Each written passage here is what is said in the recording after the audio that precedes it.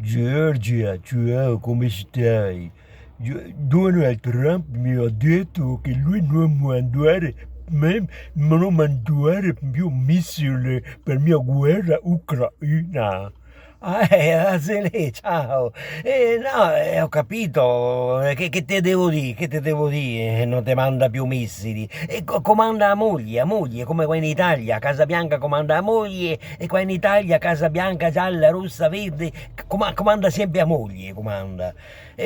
Tu mandare per mio amico, tuo amico, mandare per me missili per mia guerra. Mandare missili. C'avevamo e supposte che sono uguali a missili, stessa forma, sono uguali a missili, ma funziona. Oh, qua in Italia funzionano benissimo, gli italiani le hanno già provate e funzionano benissimo, sai. Sì, pensa che pagano pure i ticket qui in Italia pur di averle.